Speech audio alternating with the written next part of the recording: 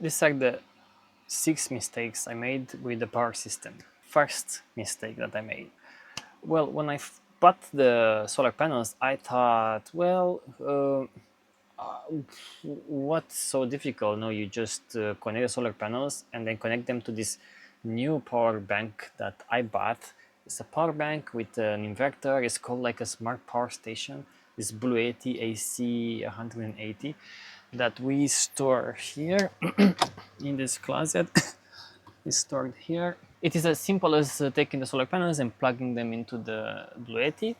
Now, this Blue 80 has, of course, a limitation. It says, okay, I can only take in 60 volts or 10 amps. So I started to understand a bit more about what's up with amps and what's up with volts. And I said, okay, it all depends how we connect these solar panels, and then if I don't exceed those numbers, we'll be fine. So basically, there are 2 ways of connecting the solar panels or batteries. In series or in parallel, I'm not going to get into details, but when you connect them in parallel, you add up the amps. When you connect them in series, you add up the voltage. So if you have 2 solar panels, each have, let's say, 12 volts, and you connect them in series, now they will have 24 volts. And I said, okay, let's search for solar panels. I found this EcoWorthy 130 watt solar panels, and they were saying there 12 volts. And I was like, okay, it's a 12 volt solar panel. This accepts 60 volts max, so I can put up how many? 4, 5 of them maximum.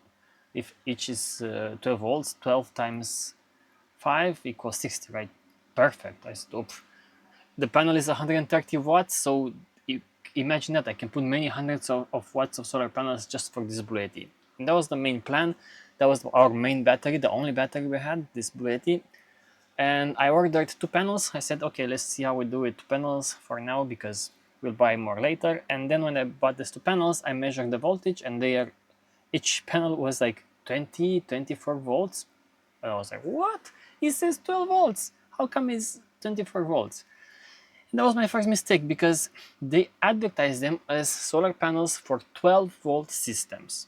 Not that they have 12 volts. I didn't know anything about solar panels really. So if you want to know how much a solar panel has in terms of voltage, how much voltage can it output, you have to look at the details of the solar panel. I just realized that one solar panel is 24 or so volts, so it means that I can only put 2 or 3 maximum, not even 3 maximum, because it's not good to exceed the voltage. And if I connect them in parallel, each of them has 6 amps, so I can only connect to 1 or 2.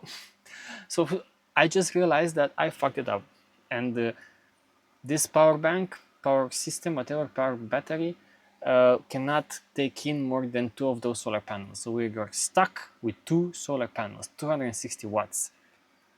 And that was my first mistake. But that led me to another mistake, because I said I cannot rely on just on this battery, because this battery is just 1,000-something watt-hour storage, and we need more. And we already maxed out the solar panels. We cannot put more. And we had another battery here in this under the seat here, under the passenger seat. We had a gel battery. This is like a older type of battery, this gel battery, and it was charging from the car. So I said, how about I just replace this battery, I get the better one, a lithium one, and at least the car can charge the battery when we drive, and the other battery is going to be charged by the sun. So we have 2 batteries, 2 completely different systems. I think it's fine. This battery is 12 volt. The one that I'm going to buy is 12 volt. It should be 12 volts. It should be the same, right? And in some aspects it is. So I took the old battery out, I put the new one in, and then I said, let's test to see if the car can charge the battery. We start the car, and I monitor the battery, this lithium battery, which had Bluetooth. I monitor it on the Bluetooth, and I see, oh, it's getting 200 watts from the car, 300, oh, amazing, 400, and then nothing, stopped. It would not charge from the car anymore. Because all I did was just take the connections from the positive and connection from the negative from the old battery and put the new battery, expecting for everything else to work. And indeed, the lights worked, and the inverter that was there worked. But the car charging the battery, well, I realized that that will not work, so I fried that one. That is a relay. So these old ways of charging batteries with relays, and they are meant for these gel batteries mostly. So it was not meant for the battery that I put, the new one. Luckily, I didn't fucked up the battery. I just burnt the relay, and now we had just that Blue Yeti battery charging from the sun, and then one battery here that will not charge from anything. Now I said we need to find a way to charge this battery, of course, because I can just hold this battery in the car and it will not work. So I said, let's charge it from the sun, this battery, because I think it's easier. I didn't know how to charge it from the car, this battery, and because of the failure before the burning the relay, I said the best way is let's buy a fucking kit with everything. A kit for this battery from the same company. I talked to them and everything. I said, okay, I'm stupid. I don't know how these things work. So please give me a kit that I can just wire and with the solar panels and everything, and it will work. And indeed, I bought a kit, and that was my third mistake because the kit came, everything was fine. Two solar panels, the same kind of solar panels that we had on Blue Yeti. This time we connect them in parallel, so we add up the amps. I put the wires, I put everything, and yeah, success, we can charge from the sun. But what I noticed is that despite having the same exact solar panels, this battery was getting almost half of the power that Blue Yeti was getting, and I was like, why is that? Well, I learned a new thing.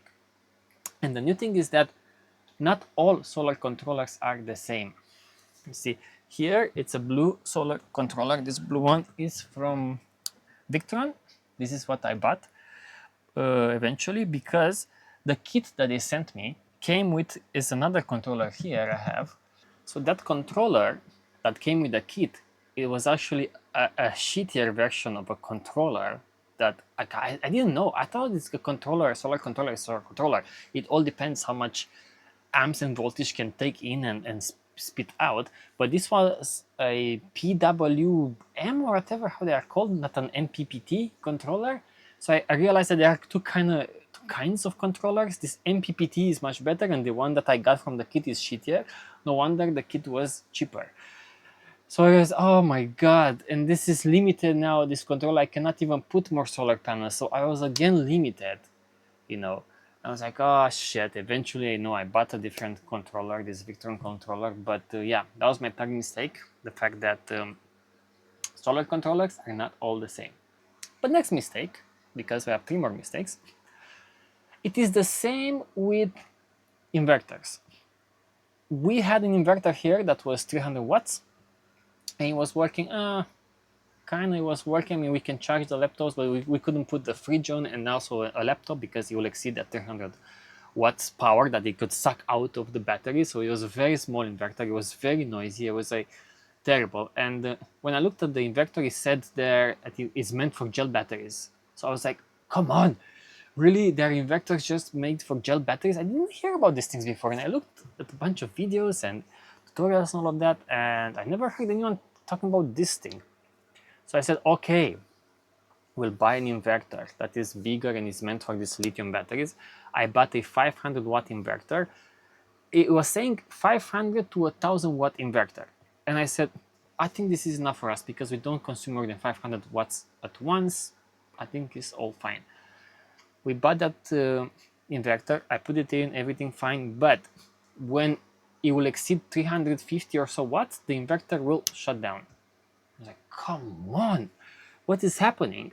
It means that this inverter was not really, maybe not even up to 500 watts. I don't know, maybe they just labeled them weirdly. What I also learned is that when it says 500 watts to 1000 watts, it's not like it can put a power that is between 500 and 1000 watts. No, it means like maximum is 500 watts, and it can peak to 1000 watts for like a few seconds or a minute or so. It can push 1000 watts, but then it has to drop down to 500. So I learned that this is another thing, that like inverters are not made equally, and they have a peak power that can only be achieved for a few minutes at a time. Probably this is important if you want, for example, you have an AC that needs a lot of power at once, but then it drops down in like under a minute. So that was my mistake. I bought a 500 watt inverter that was not even good for us. And next time I said, okay, I will buy a 1000 watt inverter that can go up to 2000 watt peak power. And we bought another 1000 watt inverter, but it was super loud, super fucking loud. It's like, oh, come on. And we sent it back. And afterwards, we bought another 1000 watt inverter because that one was too loud. And this new one died. It's just like, it just died after a month of use. And I sent it back. I got the money back. And I bought a bigger one, more expensive one. The same, 1000 watt, peak 2000 watt inverter. And so far, so good. But keep in mind, not all inverters are the same. But inverters also come into other kind of types: pure sine wave and non-pure sine wave inverter. The pure sine wave inverter is the one that you want because it is compatible with pretty much all of the devices, like from fans to ACs to computers. But the other kind that is cheaper is not going to be compatible with a bunch of devices. So that was like, really? I thought all inverters just put 230 watts power and that's it. But it's not just it, right? So that was my fourth mistake, the inverter fiasco. Eventually we got a good inverter and so far so good. Speaking of not all things are the same, when I posted a video about our power system and I was showing how I put these connections between the outside plug of the motorhome, the shore power, and Blue Yeti, someone said, oh shit, you in the comments, you put DC fuse in the system, but this shouldn't put that because it can arc and it can create problems. So not all fuses are the same, and this is a recent thing that I just learned now. I thought, okay, this is a fucking fuse. It can take up to 15, 16 amps. That's all it is, right? If it exceeds 16 amps, that's the important part, right? It will blow up and then it will protect the circuit. But no, actually this kind of fuses are meant for 12 volts systems, for DC systems. So I was like, oh, schnitzel, that's bad. So you have to buy a different kind of fuse. Read about the fuse, and if it looks like this is very likely for DC 12 volts. Read so that the fuse is for AC systems, and they can take in a lot more volts because you need to take in 230 or more volts. So that's important. I took this out. I connected directly the wires to the system because for now it's okay. It's better than this, but we use this in the system, so I don't know, maybe it could have sparked a fire and it could have been dangerous. But look, I didn't know that. Honestly, I thought that this fuse is a fuse. The cable was meant for 20 amps or more. I only needed it for like 10 amps to get from outside, and I thought it's a fuse. It's not you know, it doesn't matter the voltage, but it matters the voltage. The last kind of mistake, let's say, maybe it's not a mistake, but a realization, is that when batteries say, oh, I'm 70% charged, or I'm 50% or 20%, they really don't know. They really don't know very much. Like, for example, now, I'll show you. These batteries, we have two batteries connected in parallel, and you can see they are 72% charged, but the voltage is 13.33. Thing is that sometimes when the voltage, and that's what really matters for batteries, when the voltage is 13.4 or 13.2 or 13.1, it can show the same 72%. So it's just not reliable. So I learned that batteries, these lithium batteries, the way that they charge and they try to figure out what the charge is very weird. They fluctuate between around 10.4 or 11 volts to, that's zero, when the system will say, oh, it's 0%, to 14.6 volts. But it's so hard to explain that it's not linear. like if you charge the battery, say it's 0%, and you look at the voltage and it's like, oh, it's like 10.6 volts. Okay, you charge the battery, and it reaches 50% by the time it's like 13 volts. So from like 11 to 13, it charged 50%. Now from 13 volts to 13.3, it can be 90%. So how come, it jumps from 11 volts to 13 volts, it jumps 50%, but then a little bit of increase from 13 volts to 13.3 volts, so 0.3 increase in voltage, it jumps to 90%. And then it stays there for a while up until it reaches 13.6 or so volts or 5 volts, and that would be like almost 100%. And even then, you can charge for more hours until it reaches 100%, 14.6 volts. So it jumps directly to 14.6 volts. And then when you use the battery, it will jump in seconds to 13 point something volts. So it's difficult to understand for the system that they use for batteries to understand the percentage of battery. So it's not that reliable. Now I look mostly at voltage. Blue 80 does much better than the other batteries. So this Blue 80 power system, it's more reliable. But those eco-worthy batteries that we have, they are really not reliable. Like a bunch of times it happened that they said they are 40% charged, and the voltage was like 12.5, and then in a few minutes it dropped to zero. So from 40% to zero is not reliable. It's their own system that I'm monitoring. These batteries come with Bluetooth, and I used their official app to tell me the percentage of the battery. Battery percentages are not reliable. Even for that Blue 80, sometimes it's not reliable. It can jump to like from 80% to 90% in a few minutes, and then it's just weird. We had to reset them a bunch of times. To do that, we had to discharge the batteries to zero and then charge them to 100% at a constant rate without using them. When it reaches, it goes under 13 volts, the battery, that's when I have to worry. It means that it can last for like a few more hours maybe, and then it will die, it can suddenly die. So I made 6 mistakes. No mistake was that terrible. I mean, I didn't burn anything down, or I didn't give myself an electric shock or anything else. I didn't break much. But okay, first with solar panels, if they say they are 12 volts, they mean they are for 12 volt systems, not that they themselves output 12 volts. You have to look to see what's the voltage that they output. That's the first mistake.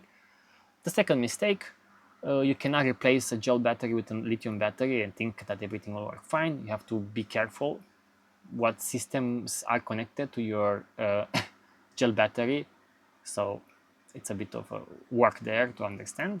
3, not all solar controllers are the same. Some solar controllers are shittier than other solar controllers. So an MPPT solar controller is better than the other PWM, whatever it's called, solar controller.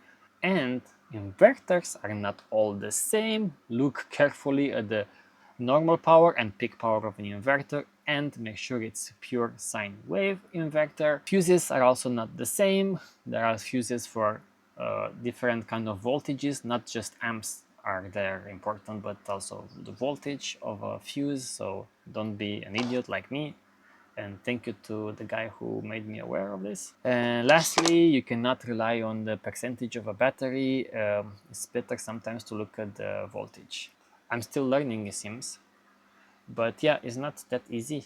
You have to really dig deep into these things and figure things out, not create a bigger issue. Okay. Usually these batteries have all kinds of protection systems and devices that you use, so it's unlikely that you are going to create a big fire or something like that. But yeah, be careful and learn from those mistakes, like I learned from my mistakes. Okay, that's it.